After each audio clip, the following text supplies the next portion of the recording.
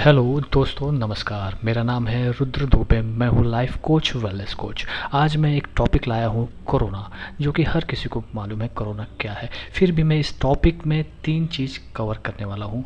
एक कि कोरोना क्या है और इसके सिम्टम्स क्या होते हैं और इसके उपाय क्या हैं। उपाय में मैं न केवल मैं आयुर्वेदिक के बारे में बताऊंगा, होम्योपैथिक और नेचुरोपैथ और एलोपैथ में क्या क्या दवाइयाँ दी जाती हैं। आपको मैं इतना सक्षम बना दूंगा ताकि आपको इन दवाइयों के बारे में पता हो कि आपको कौन सी दवा डॉक्टर्स दे रहे हैं, इसका क्या रिजल्ट है, क्या इसकी नुकसान है। तो चलते हैं इसके बारे में। पहले हम बात करेंगे कोरोना। देखिए, कोरोना एक वायरस है जो कि हर किसी को पता है, और ये वायरस का फ़िलहाल कोई भी दवा नहीं होता है। ये इसे आप समझ लीजिए। कारण ये है क्योंकि वायरस जो डायरेक्ट जो अटैक करता है वो सेल्स पे अटैक करता है, और जब सेल्स डैमेज हो जाता है इससे, तो इसलिए अगर कोई अगर एंटी वायरल मेडिसिन बनेगी तो जाहिर सी बात है कि वो सेल्स को भी अटैक करेगी, वो सेल्स को भी डैमेज करेगी। इसलिए अभी तक इस तरह से कोई भी मेडिसिन नहीं बनी है, और हो सकता है इन फ्यूचर में भी जो जितनी भी मेडिसिन बनेगी वो खाली इम्यूनिटी को बढ़ाने के लिए रहेगी, न कि वायरस के लिए। क्योंकि वायरस डायरेक्ट अटैक करता है आपके सेल्स पे, और जिसके वजह से आपके सेल्स डैमेज होने लगते हैं। और कोविड के बारे में जो सबसे बहुत अच्छी जानकारी है, महत्वपूर्ण, जिसको कोविड को हम नॉर्मल तौर से अगर देखा जाए तो हम इसे क्या बोलते हैं? सार्स बोलते हैं। सार्स का मतलब ये होता है सीवियर एक्यूट रेस्पिरेटरी सिंड्रोम। जो कोविड सार्स देखेंगे, सार्स कोविड देखेंगे, जिसमें एक्यूट रेस्पिरेटरी डिस्ट्रेस सिंड्रोम हो जाता है, जिसमें किसी भी व्यक्ति को सांस लेने में तकलीफ हो जाती है और जिसकी वजह से उसकी मृत्यु हो जाती है। कोरोना का जो सबसे बड़ा जो इफ़ेक्ट होता है वो लंग्स पे करता है। लंग्स को डैमेज करने का काम करता है। लंग्स क्यों डैमेज होते हैं? क्योंकि लंग्स के जो सेल्स होते हैं वो डैमेज होने लगते हैं, क्योंकि वायरस का, जैसे मैंने आपको पहले बताया कि वायरस क्या काम करता है। वायरस जो है सीधे सेल्स को अटैक करता है, सेल्स को डैमेज करता है। ठीक है। और इस तरह से इसीलिए कोई वायरल की कोई अभी तक मेडिसिन नहीं बन पाई है। अब रही बात कि इसमें हम क्या सावधानी बरत सकते हैं, क्या कर सकते हैं, ये भी आपको बताऊंगा। पहले हम सिम्टम्स, आपको जो एक सिम्टम्स जो है वो बता रहा हूँ, जो खास तौर से हर किसी को पता होगा, फिर भी मैं जिन्हें नहीं पता है उनको मैं बताना चाहता हूँ कि इसमें सबसे पहले आपको सूखी खांसी आएगी। नाक से पानी भी हो सकता है किसी किसी व्यक्ति को बुखार आएगी 2 से 3 तक, जो कि बुखार दवा लेने के बावजूद भी बुखार आता रहे। ये सिम्टम्स होते हैं। किसी व्यक्ति को सांस लेने में तकलीफ हो सकती है, सांस लेने में कठिनाई होती है, छाती में भारीपन होता होगा। इस तरह से ये सिम्टम्स हैं, ये जिससे आप पहचान सकते हैं। अब इसमें आपको क्या उपाय देने हैं, मैं सब चीज़ बताऊंगा। आप पहले एक घरेलू उपाय के तौर से आप मान के चलिए कि आप जो है गर्म पानी का भाप लीजिए। कहीं पे भी बाहर निकलते हैं तो आप गर्म पानी का भाप लीजिए। और इसके अलावा जैसे कि आप मान के चलिए, आपको मैं अब एलोपैथिक में क्या दवाइयाँ दी जाती है घर में या हॉस्पिटल्स में, वो सब इसकी भी जानकारी आपको मैं दूंगा। जैसे एलोपैथिक में एजिथ्रोमाइसिन, हाइड्रोक्सोक्लोरोक्विन, डॉक्सीसाइक्लिन, आइवरमेक्टिन, ये 4 मेडिसिन आपने बहुत सुना होगा, और बहुत से डॉक्टर्स के प्रिस्क्रिप्शन पे भी आपने देखा होगा कि ये 3-4 दवाइयाँ काफ़ी रहती हैं। देखिए, एजिथ्रोमाइसिन का जो काम है वो सीधे हमारे रेस्पिरेटरी ट्रैक पे काम करता है, यानी कि रेस्पिरेटरी ट्रैक में लोअर रेस्पिरेटरी ट्रैक इन्फेक्शन हो या अपर रेस्पिरेटरी ट्रैक इन्फेक्शन हो, उसमें हम इसको देते हैं, क्योंकि इसका काम होता है ब्रॉड स्पेक्ट्रम काम होता है एजिथ्रोमाइसिन का। दूसरी जो सबसे बड़ी दवा जो हम लोग देखने में आया है, जो है hydroxychloroquine. Hydroxychloroquine anti malaria drug है, जो कि ये हम इसमें भी देखते हैं, रूमेटिक आर्थराइटिस वगैरह में भी इसको देखते हैं। इसका बेसिक पर्पस देने का ये होता है कि जितने भी वायरस हैं या बैक्टीरिया है उसकी रेप्लिकेशन ना हो पाए, उसकी मल्टीप्लिकेशन ना हो पाए। अगर मल्टीप्लिकेशन नहीं होगा तो बीमारी वहीं पे धीरे धीरे कमज़ोर पड़ने लगेगी। तो इसलिए हम इसको हाइड्रोक्सीक्लोरोक्विन देते हैं, ताकि मल्टीप्लिकेशन ना हो पाए, रेप्लिकेशन ना हो पाए वायरस का बॉडी के अंदर। तीसरी दवाई आपने देखा होगा, डॉक्सीसाइक्लिन देते हैं। डॉक्सीसाइक्लिन भी बहुत ही अच्छी मेडिसिन है, जो कि रेस्पिरेटरी में बहुत ही अच्छा इसका काम होता है। और इसका भी जो मोड ऑफ एक्शन आप देखेंगे तो इसका मोड ऑफ एक्शन ये होता है कि जो वायरस का ग्रोथ, इसको वायरस के ग्रोथ को, रेप्लिकेशन को, इसको मल्टीप्लिकेशन को ये रोकता है। ठीक है। चौथी दवा मैं आपको बताने जाऊंगा, आइवरमेक्टिन, जो कि एंटी पैरासाइट मेडिसिन है।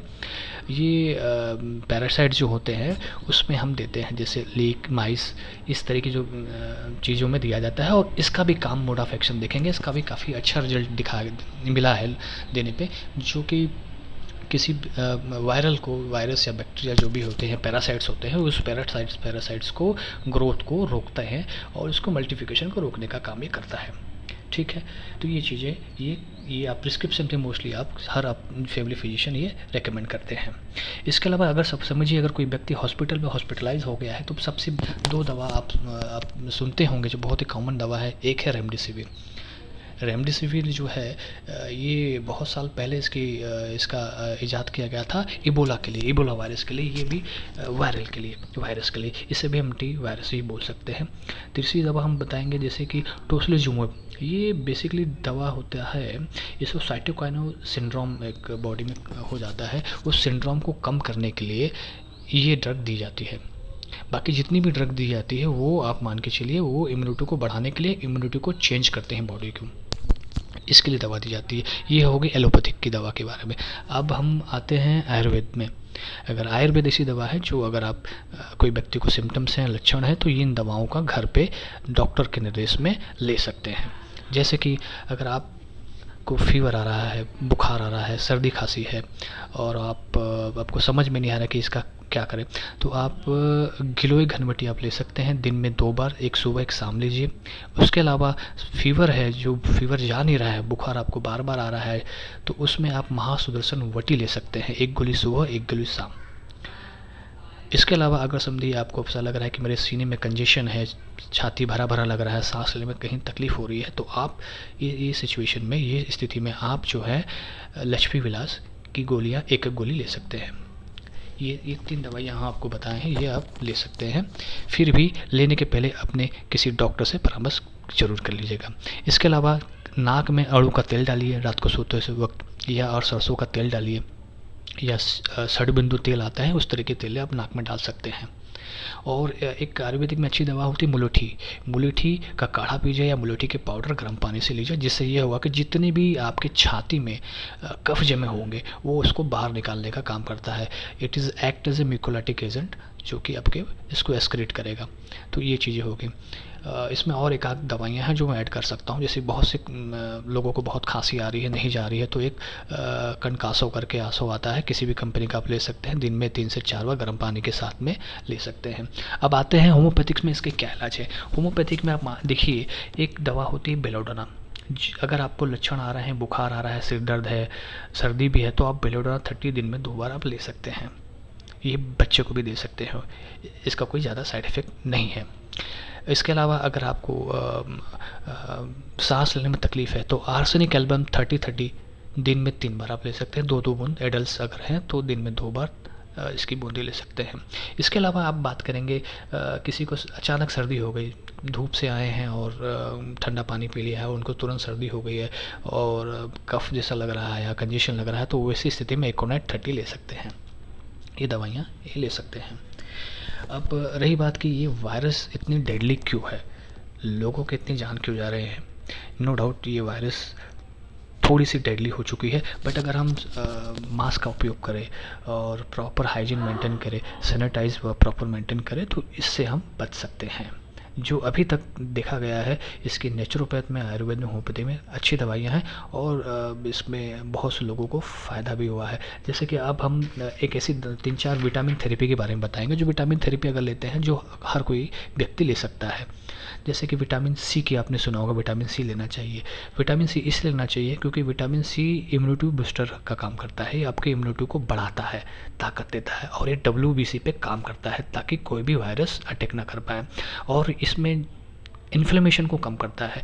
देखिए ये जो कोविड है, ये सबसे ज़्यादा इन्फ्लेमेटरी डिजीज़ में आते हैं, आपकी बॉडी में इन्फ्लेमेशन हो जाता है, तो इन्फ्लेमेशन को कम करने में विटामिन सी दी जाती है। ये विटामिन सी का बहुत अच्छा रोल है।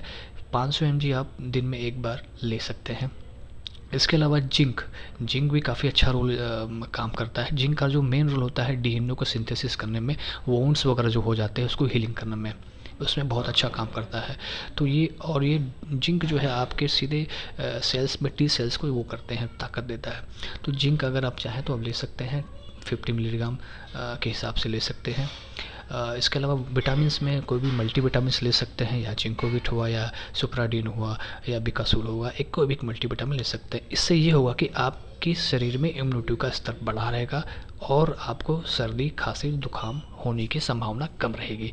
ये होगी मल्टीविटामिन्स की। अब इस विटामिन डी भी रेकमेंड बोलते हैं कि विटामिन डी भी लेना चाहिए। अगर आप चाहते हैं, अगर कोई नहीं चाहता विटामिन डी, तो धूप में बाहर निकलिए, धूप थोड़ा आप लीजिए, ख़ास तौर से सुबह का 6 से 7 से लेके 10 के बीच में अगर धूप लेते हैं तो आपको इसका पूर्ण लाभ मिलेगा। अगर जो व्यक्ति बुजुर्ग है नहीं ले पाते हैं तो विटामिन डी की गोलियां भी आती है। इसको लेना कैसा है, इसको 60,000 यानी कि 60,000 इंटरनेशनल यूनिट इसकी विटामिन डी की कैप्सूल भी आती है, सेचेट भी आती है, जिसे हफ्ते में एक बार लेना होता है। तो ये लेके आप, ये विटामिन थेरेपी है, अगर ये विटामिन थेरेपी को आप लेते हैं तो भी आपको इससे बचाव हो सकता है। अभी हमारे पास में कोरोना के केवल बचाव ही है जिससे हम इस कोरोना को जीत सकते हैं। जितने मैंने आपको उपाय बताए हैं वो उपाय अगर आप करते हैं तो मेरी आशा करता हूँ कि बहुत से पेशेंट्स को अच्छी से अच्छी रिकवरी हो सकती है, बहुत पेशेंट ठीक हो सकते हैं। और एक दवा आखिरी में बताना चाहूँगा जो कि अब बहुत से लोग बताना भूल जाते हैं, ये अब स्पेशल हेड मैं आपको अंडरलाइन करके इसको आप नोट कीजिए। कोरोना जो सबसे ज़्यादा अफेक्ट करता है लंग्स को करता है। लंग्स यानी आपकी छाती में, और छाती को डैमेज करता है। जो डैमेज करने के बाद में जो बीमारी का नाम बोलते हैं उसको हम बोलते हैं लंग्स फाइब्रोसिस। इस पर लंग फाइब्रोसिस हो जाता है, यानी कि आपकी छाती सिकुड़ से जाती है, उसमें सांस नहीं ले पाते, कोई व्यक्ति प्रॉपर वे में सांस नहीं ले पाता। तो वैसे स्थिति में उससे बचने के लिए अगर किसी व्यक्ति को कोरोना हो चुका है और कोरोना से बचना भी चाहता है, वो दोनों व्यक्ति ले सकते हैं। एक दवा आती है होम्योपैथिक में, स्पीडोस्पर्मा मदर टिंचर, बहुत ही अच्छी दवा है। ये स्पीडोस्पर्मा लंग्स टॉनिक का काम करती है। अगर आप इसे लेते हैं तो आप जो है लंग्स को प्रोटेक्ट कर सकते हैं। एज ए लंग्स टॉनिक इसको यूज़ कर सकते हो, कोई भी व्यक्ति ले सकता है। इसको लेना कैसा है मैं बताता हूँ। इसको गर्म पानी में, आधे कप पानी में इसे 20 से 30 बूंद एडल्ट ले सकते हैं। अगर कोई बच्चा है तो बच्चे को आप 10 बूंद दिन में 2 बार दे सकते हैं। इसकी बहुत अच्छी रिजल्ट ये है कि इसमें आपके लंग्स में सांस लेने की तकलीफ़ जो हो रही है उसे रोकेगा, उसे नहीं बढ़ाएगा, और आपको सांस लेने में बेटर फील करेंगे आप जब सांस लेंगे, और लंग्स फाइब्रोसिस होने से रोकता भी है। इस दवा का ये खासियत है कि लंग्स को फाइब्रोसिस होने से रोकता है। तो ये अगर लेते हैं तो आपको जो पोस्ट कोविड जो सिम्टम्स होंगे, पोस्ट कोविड जो कॉम्प्लिकेशन होंगे, उस कॉम्प्लिकेशन से रोका जा सकता है अगर इन दवाइयों का उपयोग करते हैं। जैसा कि मैंने आपको सारे घरेलू इलाज से लेकर सारी चीज़ आपको बता दिया। आपको ये पता होना चाहिए कि क्या दवा मिल रही है, कौन सी दवा लेनी चाहिए।